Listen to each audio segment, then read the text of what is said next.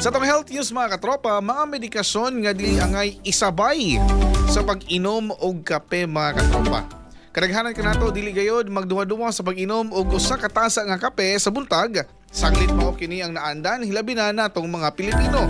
Apan kung nag-inom o ka og pipila ka mga tambal, ang caffeine boost nga naa sa kape mahimong makahatag og labaw nga kadaot kaysa kaayuhan. Ang ubang mga tambal dili maayo nga masagol sa kape o caffeine. Mahimo silang dili kaayo epektibo o makapahinabo og dili gusto nga mga side effect. Ani ang pipila ka mga tambal kung hain ang angay bantayan sa atong pag-inom og kape. Una din mga katropa kining cold and allergy medications. Daghan sa mga tambal sa sip-on mga katropa og allergy nga mapalit sa mga butika or over the counter ang adunay pseudoephedrine, usa ka decongestant nga molihok usab isip stimulant. Ang pag-inom niini uban sa kape mahimong makapabati kanimo og kakulba, kabalaka o dili makatulog. Busa labing maayo nga dili kini dunganon sa pag-inom. Kini nga kombinasyon mahimo usab nga makapataas sa level sa asukal sa dugo. Busa pag-amping ilabi nako na dunay kay diabetes. Kung ang imong tambal sa allergy walay pseudoephedrine sama sa Benadryl, mahimo kini nga katingang makapahinanok. Nagpasabot nga dili kini makig-uban sa caffeine sa samang pamaagi. Ikaduha mga katropa ang blood pressure medication. Ang ubang mga tambal sa presyon na sa dugo umulihok pinaagi sa paghinay sa pitik sa imong kasing-kasing aron ang imong kasing-kasing dili maglisod sa pagbomba og dugo. Ang caffeine mga katropa mahimong adunay kaatbang nga epekto. Mapataas kini sa imong pitik sa kasing-kasing ug makapahimo niining mga tambal nga dili kaayo epektibo. Ay katulo mga katropa kining mga anticoagulants o mga blood thinners nga mga tambal.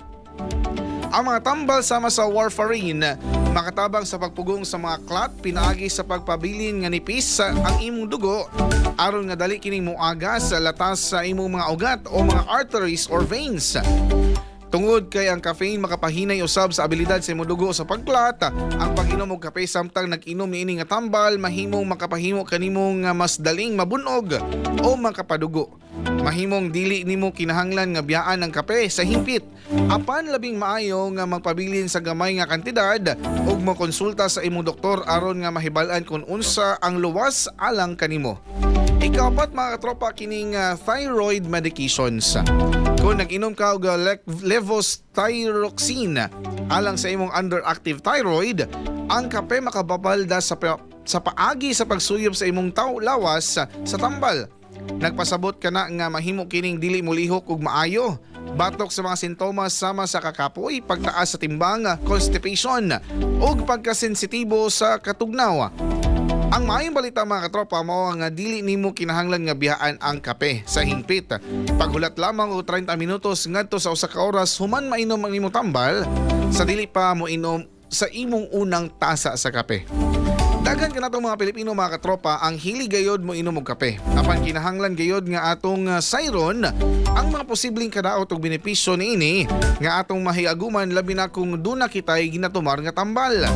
At ang mga tropa sa sunod nga health news nato, ang dugang pang-impormasyon mahitungod sa pag-inom sa kape dungan ang pag-inom sa imong medikasyon.